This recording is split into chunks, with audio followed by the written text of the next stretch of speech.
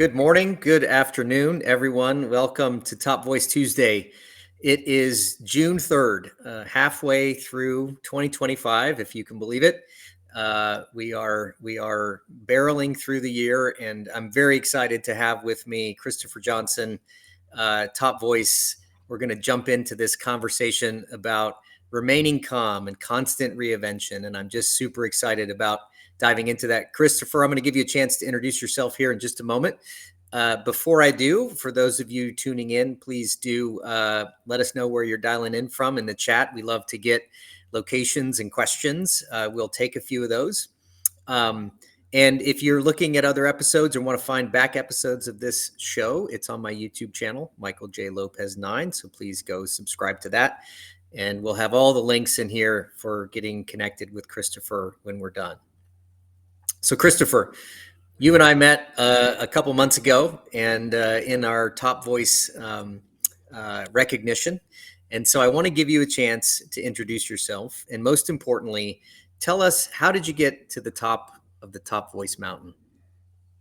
Well, funny story? Maybe. Okay. So I'm Christopher Johnson in metropolitan Detroit, and what I do is produce virtual events for nonprofits and member organizations, groups like Feeding America in California, WIC. I don't just manage the Zoom, I create an experience that reflects the mission of the organization and engages their audience. So my job is to make sure everything runs smoothly so the clients can focus on the impact. And how did I become a top voice? What was the pathway? All right. Someone else had to tell me, hey, I didn't know you were a top voice. And I am? Huh. So, yeah, someone else told me. And that was my acknowledgement. That was my, and they followed it up. You should have received an email. It's like, okay, let Yeah. me let me look through the thousands of emails I have from LinkedIn.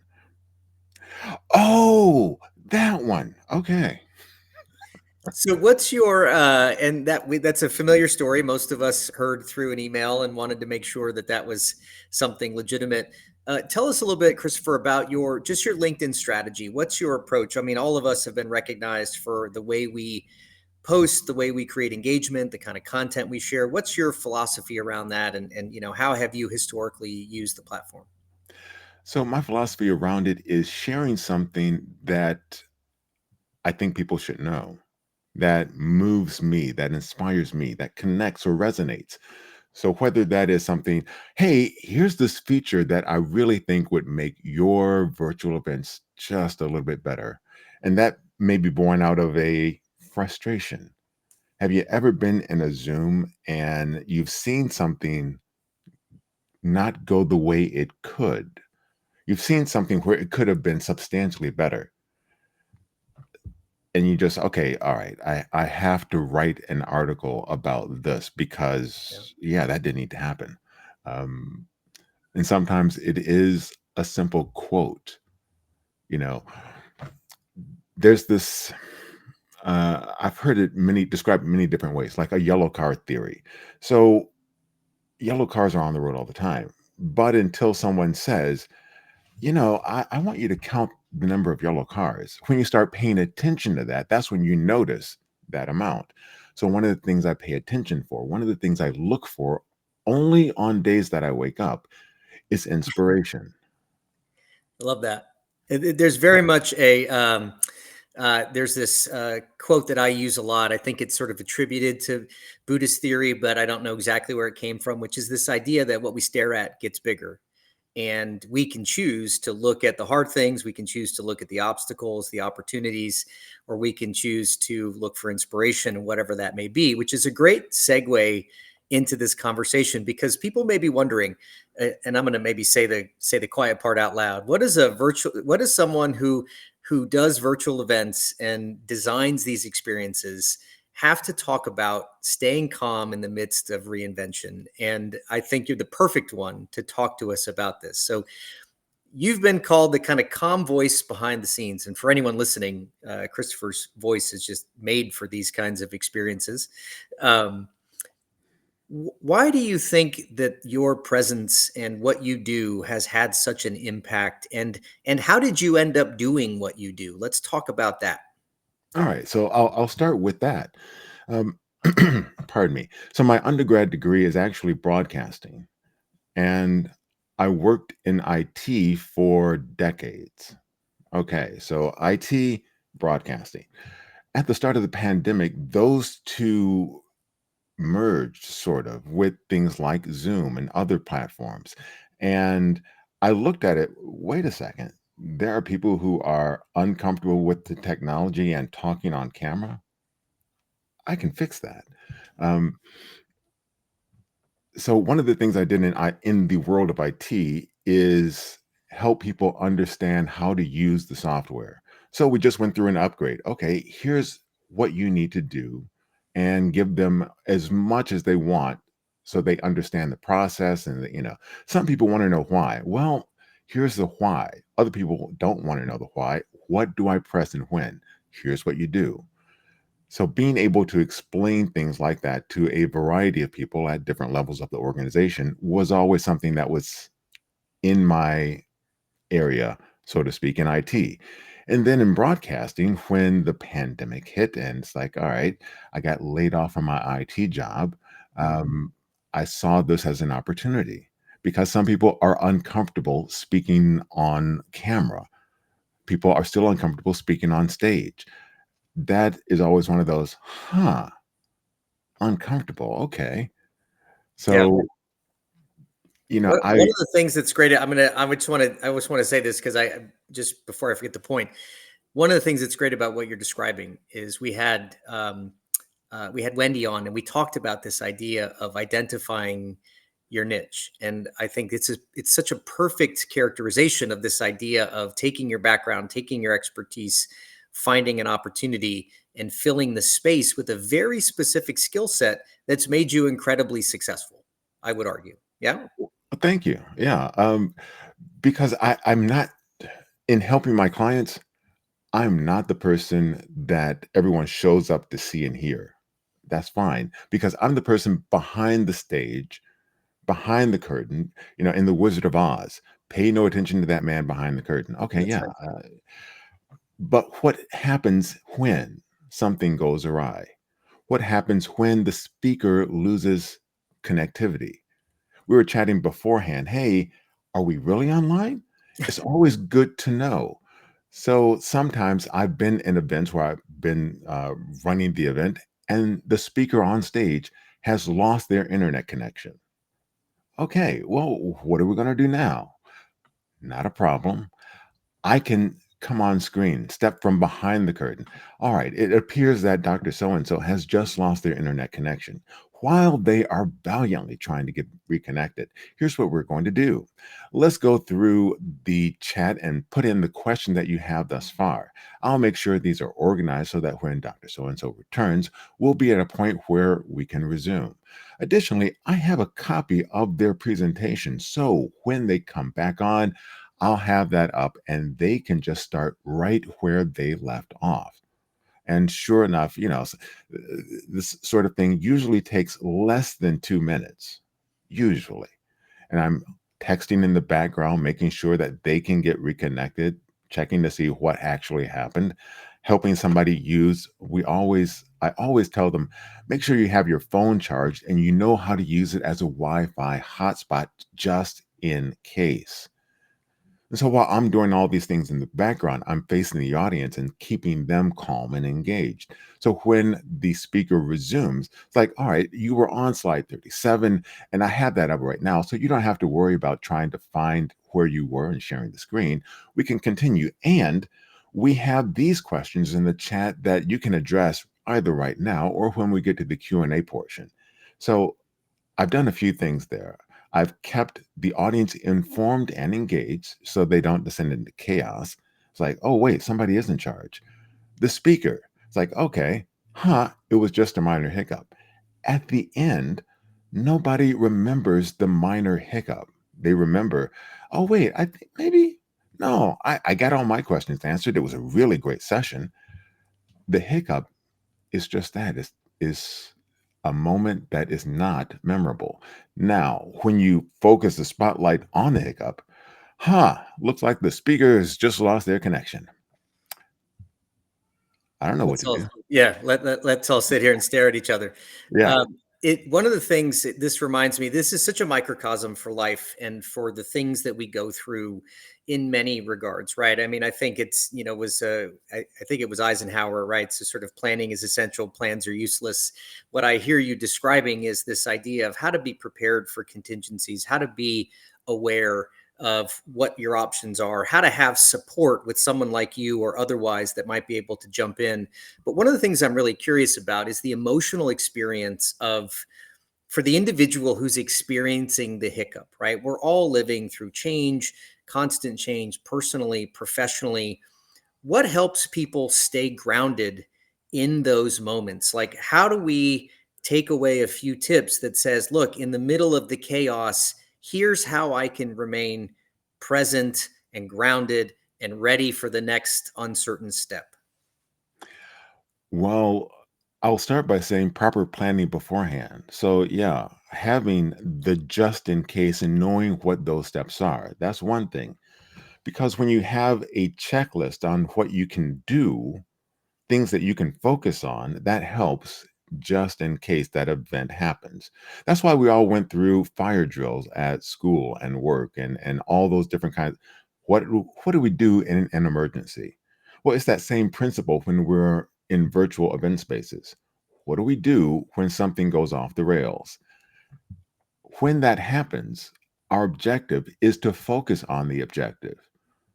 What do we want the next outcome to be? Okay, so this option has just gone off the table. What's the objective of this event? What do I want the next outcome to be? Focus on that and move forward. I have this one of the things that's a great example. One of the things I talk about in my book, everyone can see a picture behind me, or in my actual book behind me. I always keep it there. Is one of the unique sort of science phenomenon that we experience is how time lapses in moments of stress, right? And so, for example, a 30-second cold water immersion feels like a lifetime, right? Because you are finally slicing time in ways that every second of that experience, you are so intently tuned to the negative experience that you're having that it seems like it takes a lifetime. And of course, to somebody else, they're like, that was 30 seconds. That was nothing. One of the things I talk to people about is number one, acknowledge or recognize that your stressful experience feels a lot longer in duration than it actually is. It's one of the things I think in broadcasting, I had a coach one time talk to me about this is taking a pause is actually a really effective way of helping people concentrate and refocus. It feels like a long time for you, but for them, it's actually a helpful moment to just take a breath and reset. I'm curious about how you've helped people with those kinds of strategies in the moment as well. Absolutely. Taking a pause is one of those key moments, is one of those key things. And it sounds natural. So, combining radio and virtual events. On the radio, silence for more than like a second and a half draws our attention. Wait, is there tech? Oh, no, there they are. All right. But it seems like it's like, wait a second, how much time do I have to get all this said? It's like, oh, 30 seconds. Huh. All right. 30 seconds can go really quickly. When in a virtual event, that same sort of pause, give the audience room to understand, ingest, absorb, think about what you just said, what is on the screen, what you want them to do. So, giving clear instructions to your audience, giving them a question, give them the space to ponder that question before moving on. So, it doesn't have to be an endless stream of not silence, space to think, time to absorb, time to reflect. I remember years ago I was at it was an in-person event, and we had a speaker, sort of a motivational keynote type speech, and this individual was really good at pausing, and I remember that being the first moment, thinking to myself, wow, that actually was a really effective strategy, and it didn't take that long. But when you're on the other end of that transaction, again, this idea that when we're stressed, we experience short duration events as if they last a lifetime. One way to control that, I'll maybe add to what you do. I'm not sure if this is something that you practice as well, but a deep breath, and actually what's called a dual deep breath, which is a double inhale, exhale, is actually a great way to regulate your central nervous system. You can lower, and I've seen this within 3 or 4 breaths, you can lower your heart rate by 30 or 40 beats. Sort of, bringing it down. Sorry, your blood pressure, you can bring that down. If you lowered your heart rate by 40 beats, that would probably be bad. There's ways to use these strategies. So I think it leads to the next question, and you've certainly learned this, but how do we teach staying composed in the moment? This idea of being calm amidst, sort of, amongst the storm. We're not firefighters. We're not police officers. We're not people who go into battle. We're people who show up to meetings and, go to work and do these things. And yet we manufacture these experiences and can kind of become dysregulated. So how do you help people learn these strategies as a skill? By focusing on the outcome they can control and that they want to achieve. So oftentimes people get stuck on here's how this should go. And any deviation throws people into chaos. Um, Going back to what you were saying about the timing of things, have you ever practiced a speech because you're going to give a speech and you don't want to do it just, on a whim? So you practice it. When you practice that speech, and it's supposed to be, we'll say 20 minutes, the first time you practice it, wow, that was only 12 minutes. Okay. Part of that is nerves, part of that is, so understanding how you're pacing it, what you're doing in that moment, giving what you say the space. And when it becomes, when your first option is off the table, then just figuring out what is the overall objective and how can I get, what's the gap between where I am and that overall objective and working in that space. Um, you So I can't think, go, yeah. yeah. Well, so I think, there's a great comment in the chat about sort of, moving forward. This idea of focusing on what we can control. This idea of focusing. I always talk to my athletes that I coach about this: attitude and effort. Those are the two things we control in life. And I think what I hear you talking about is this idea of maybe letting go of how we think it should go and acknowledging how it is going, and working within that structure. I do a lot of workshops in person. I've done many virtual as well. I'm not nearly as seasoned as you, but I always say to people, it's not a workshop unless I change something right in the middle of it, because we all have circumstances that show up. And I think this idea of being flexible, focusing on the outcome and not being so rigid about maybe the process. I have a workshop I'm doing in person on Friday morning. I have a design agenda. We've built it 5 or 6 times. We have different scenarios. We've got our slides. We've got our in-person things. I've practiced it maybe 5 or 6 times. I guarantee you something will change in the middle of that experience. And that's part of the skill. So talk to us about this idea of adjusting and being flexible. How do we stay grounded in that as we're moving? Because I've got to both facilitate but also redirect at the same time. It is the skill of managing, understanding and managing time. So one of the things we always talk about, and you and I touched on it briefly, a run of show. What's going to happen when, and who's responsible for what happens? Okay, great. That's a starting point, much like your event on Friday. You have that laid out. But things do change. One of the things that triggers that change sometimes is active listening. Wow, that is a great point to dwell on. Let's, you know what, we're going to call an audible. We're going to skip the next segment. We're going to stay here a little bit longer and I know what adjustments we can make on the fly so that we still end on time. People never notice uh, the things that didn't happen. Here's what I mean by that. You have 30 slides. You know what? If you only go through 18 of them, but the audience is impacted and engaged, the 12 that you didn't show don't really matter in that arena. That is something I talk to people about a lot, and I've had this experience myself learning to be a speaker. Is number one, you know more about what you're going to say than anyone else in the room. So if you skip something, to them it's just information that was never there. Um, I happen to be going through recording my audiobook right now. I hadn't done that before, and I'm kind of behind on it. And as I'm rereading my book, particularly out loud, I'm finding so many things like, oh, I could have done that differently. Could have said that better. I forgot this part. I meant to write this section and I didn't do it. And yet, that's information that we give ourselves back that ends up, I think, sometimes over informing us about our own experience versus the experience that someone else is having. Talk to us about this idea of, I think what you just said was have a plan, but the plan is really about creating an experience for someone else.